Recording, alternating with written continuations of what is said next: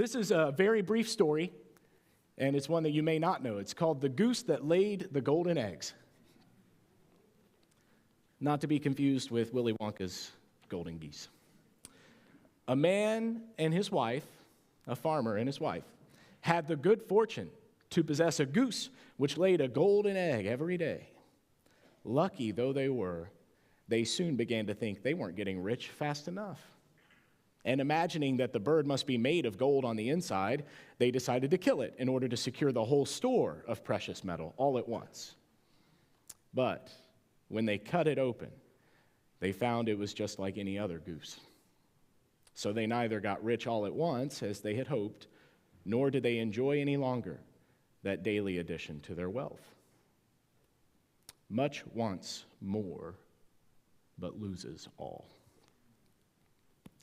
I want to talk to you about greed, something that I think is pretty important, a topic that's as relevant now as it was thousands of years ago, a dangerous thing. Greed is dangerous, but also there are blessings that come with contentment, and so I want to talk about both of those things. In a world that's constantly telling us that we need more money, more possessions, more success, how do we find satisfaction? How do we find peace?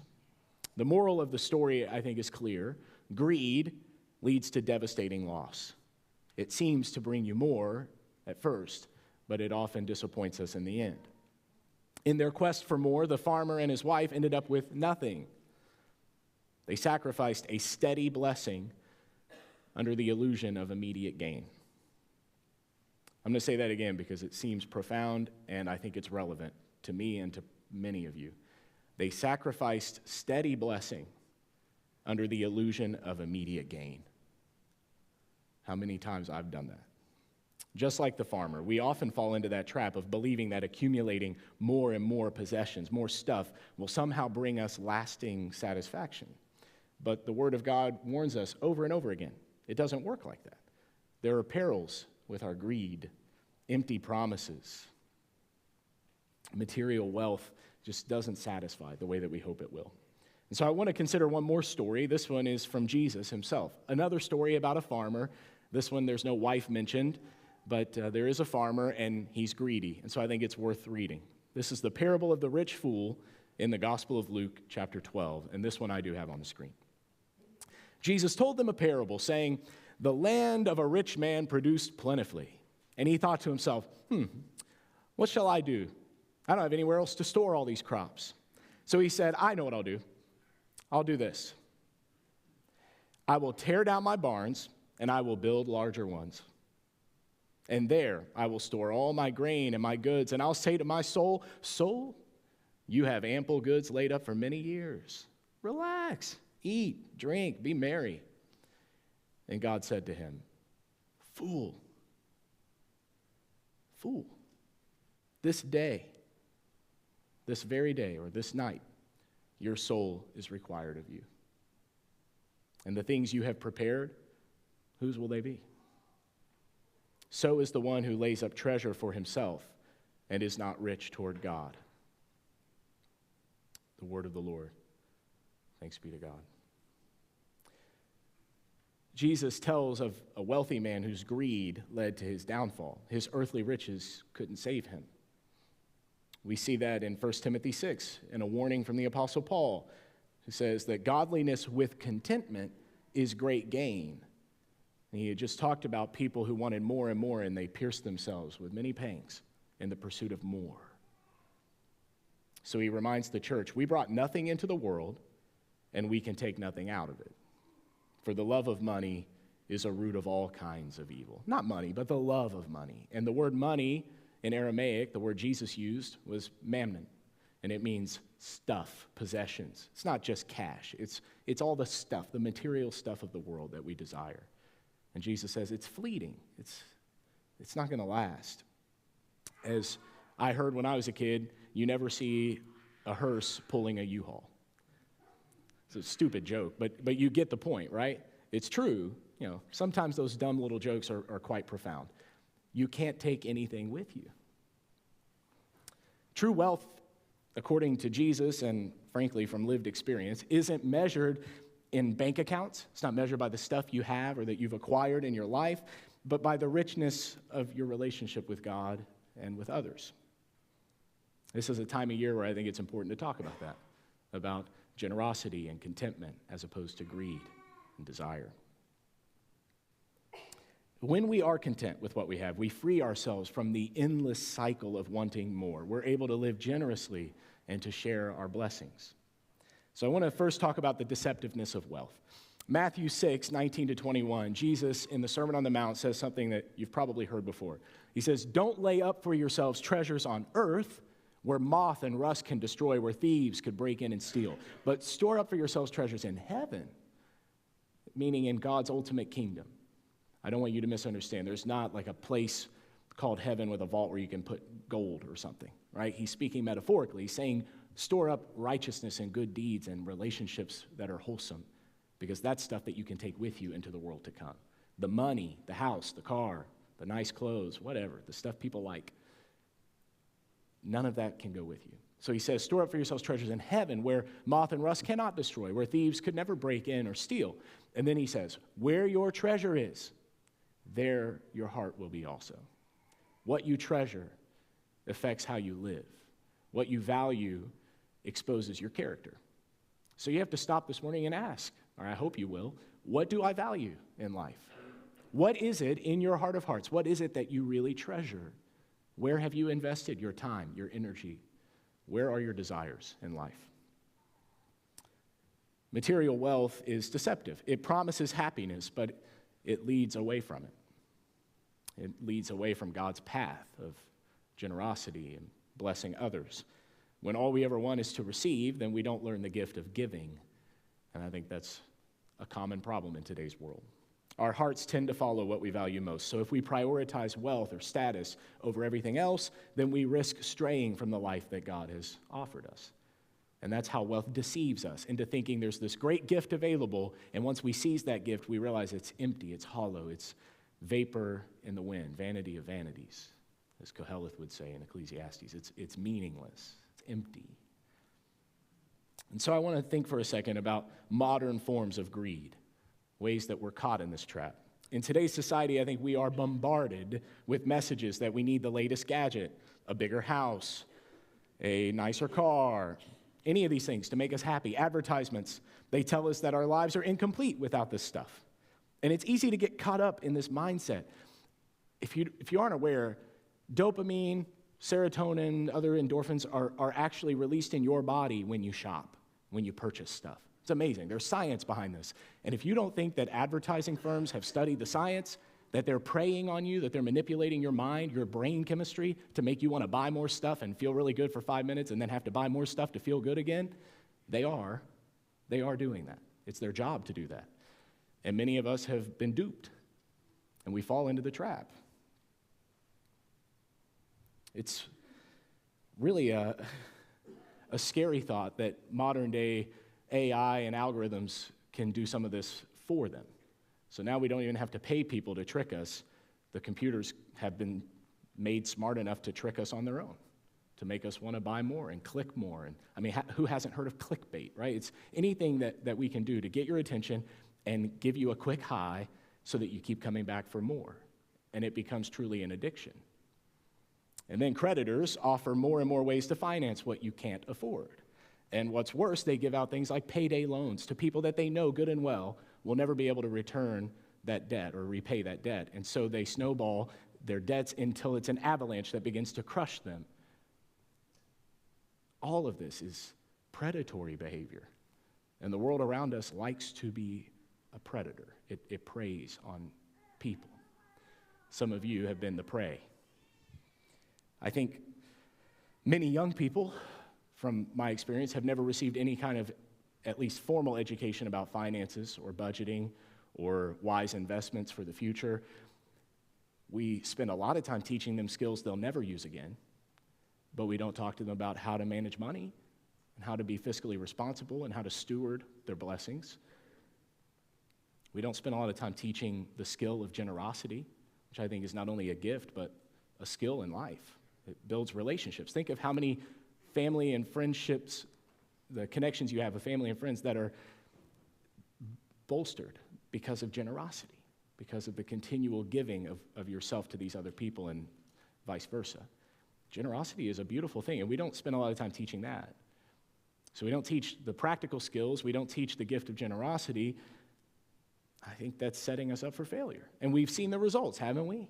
You look at an economy in most well-structured modern civilizations that have an economy that you could really study, we'll put it that way, you'll see trends, especially with younger people, and it's scary. I don't have time to get into all that, but my point is we are creating generation upon generation of easier targets for these predators, for a global economy that likes to take advantage of the least of these. The very people Jesus loved so much, the people he dedicated his life to, the poor and the marginalized, those in need. We also live in a culture that values instant gratification, like the farmer who wanted all the golden eggs at once instead of waiting for each egg to be produced day after day. I mean, who hasn't been the farmer in that story? We like immediate results. We don't like to wait around. Credit cards, fast food, drive-thrus, on-demand entertainment. I mean, not just drive-thrus. Now we DoorDash, right? I don't even have to leave my house. I like those conveniences, all those conveniences, but they feed into my own lack of patience. They increase my desire for more. Good things are worth waiting for. The very best things in life are always worth waiting for. So if you never are willing to wait, then you never really experience the best things. And I think we have generations of people today who have not experienced most of the best things in life. And maybe that's part of the struggle with mental illness today and a lot of depression, because an impatient, instant gratification culture hasn't been able to really distinguish or appreciate the beautiful and good things in life. And so they begin to feel hopeless or lost or empty because the materialism that they're chasing and living in doesn't satisfy. I mean, be honest. How many of you like waiting in line? Nobody. But if you go to a theme park today, the very best ride is the one with the longest wait. Or maybe you have to pay to cut the line, but same difference, right? It's inevitable. It's going to cost you because it's good. The same is true in relationships. Strongest, healthiest relationships take the longest time to build, to develop trust, deep bonds. Everything good is worth waiting for. In fact, most good things require waiting. How many of you like saving for years and years to buy something? That's not fun. But it's way more satisfying when you reach that moment where you can purchase that thing free of any liens or loans, instead of buying that thing and as it's depreciating and falling apart, you're still paying interest on it. But we don't think through all of this. We just live our lives the way everybody else around us is living their lives, and we get caught up in what people used to call the rat race. I don't know if people still use that phrase, but whatever we call it, it's this world of greed and instant gratification that we live in. And it's broken. And the modern world, it's provided more and more avenues to attain these quick results without hard work, without patient endurance. The very things that make the reward so satisfying. So if you think about it, we end up with luxuries we don't actually need at prices we can't actually afford, and we don't even appreciate those very luxuries as we should have. That's crazy. That's crazy.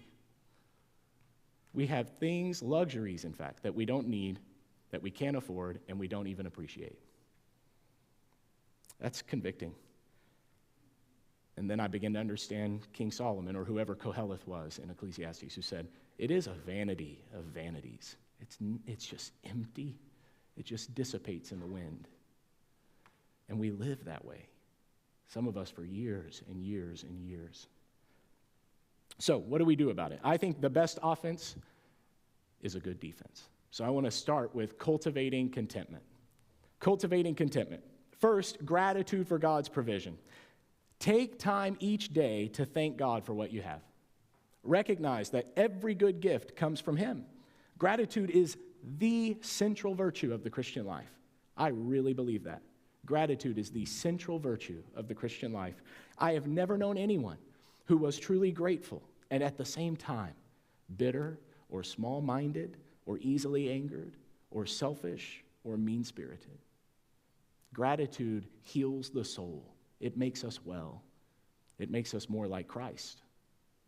It's also the disposition we're meant to have toward Christ, one of gratitude and appreciation. It's what enables us to live righteously.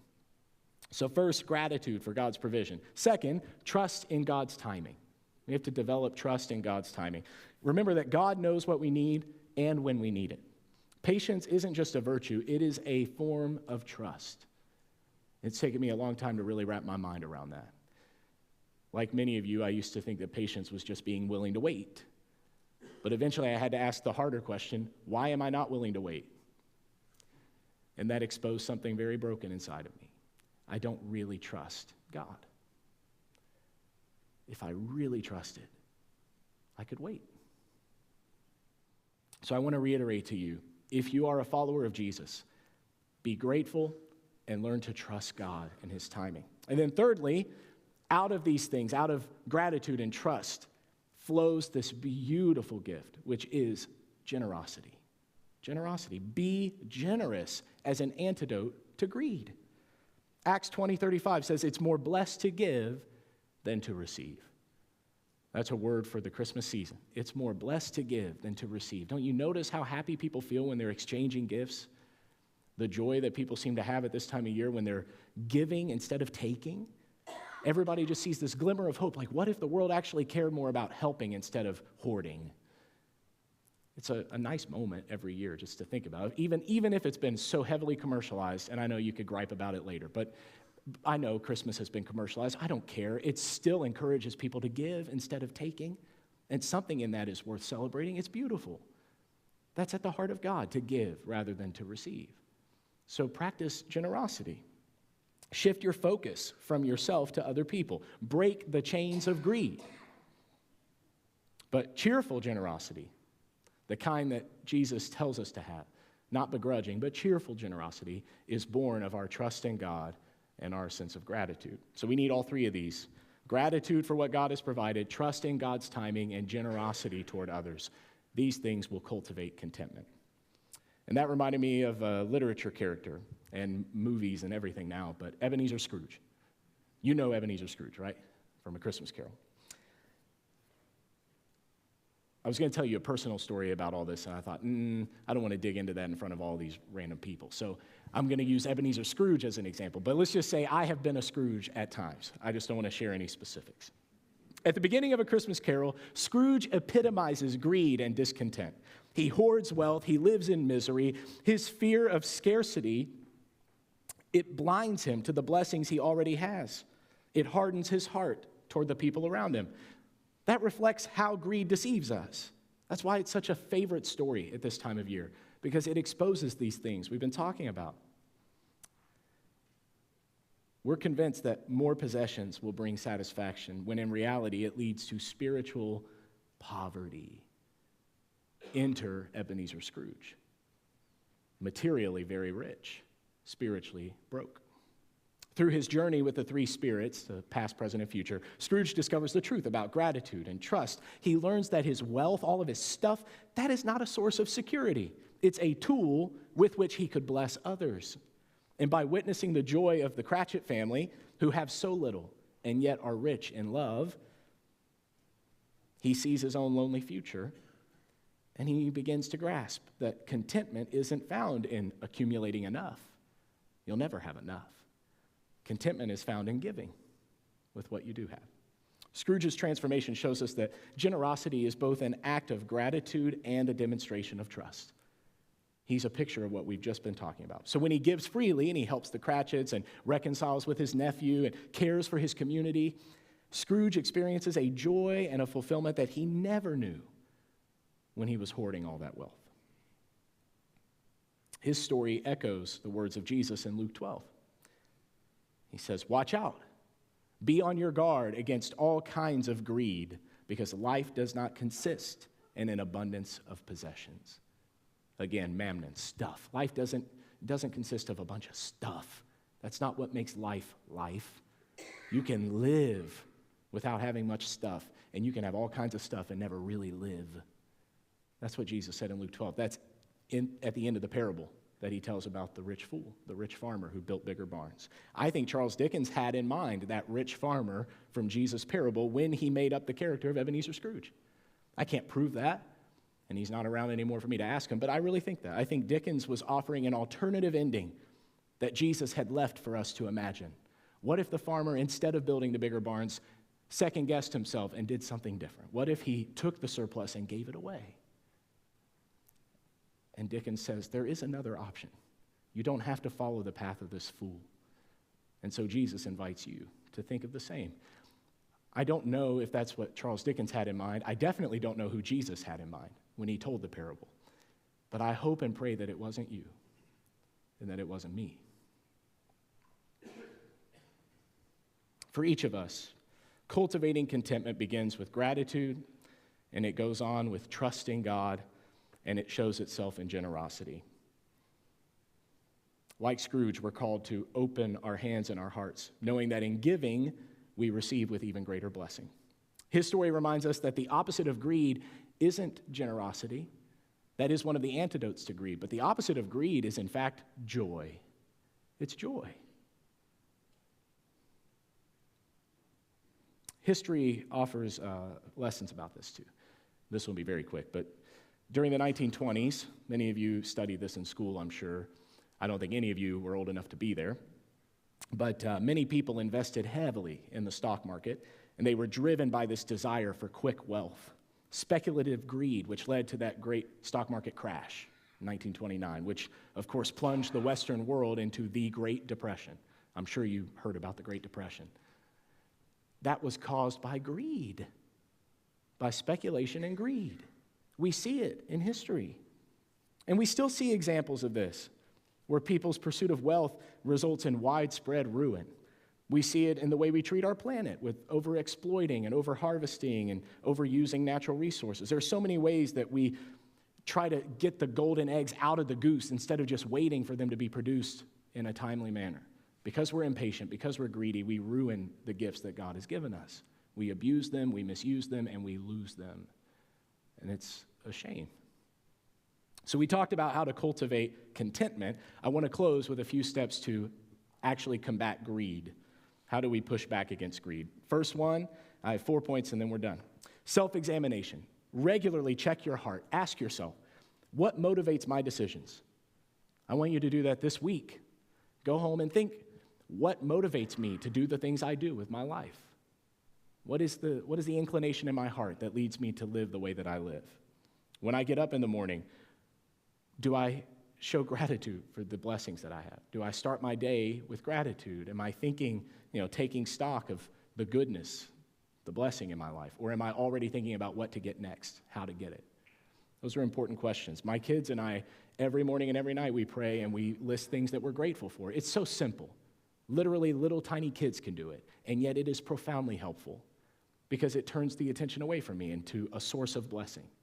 Instead of me asking for things, I'm talking about all the things I already have, and it makes me grateful. I think it would make you grateful if you don't already. Secondly, prayer and supplication. Bring your struggles to God.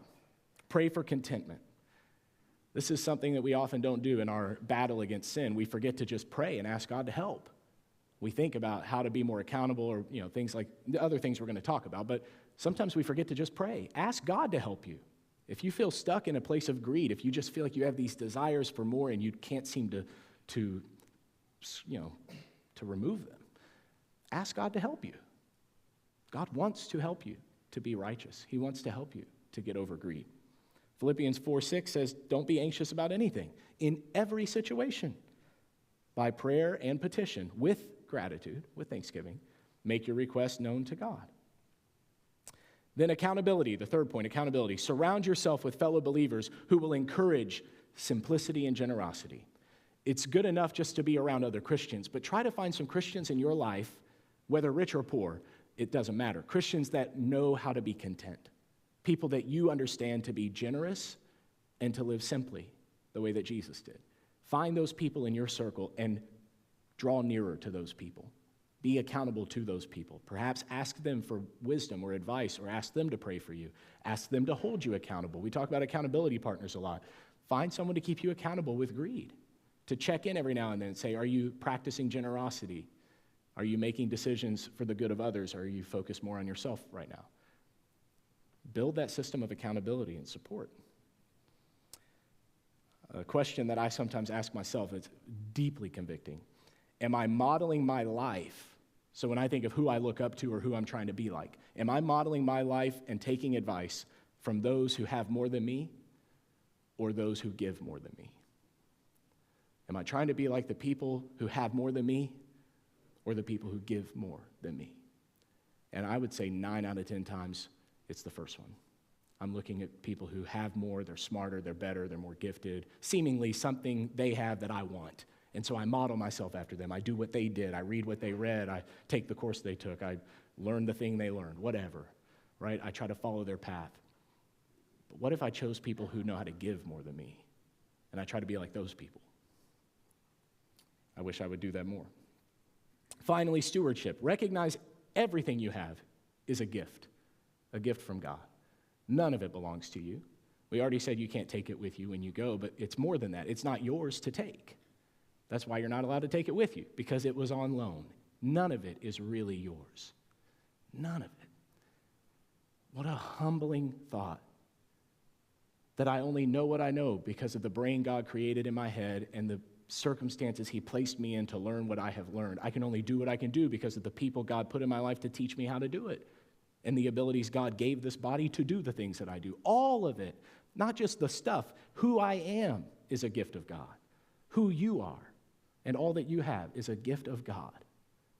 Steward it well. He has entrusted you to care for the things that he's given you. What if we could learn, instead of using things, to care for things? What if we could learn, instead of using people or even using ourselves towards some end, to just care for people and to care for ourselves? I think that would be the beginning of a real transformation in the church. So those are the 4 points: self-examination, prayer, accountability, stewardship. If you do those things, you will fight back against greed.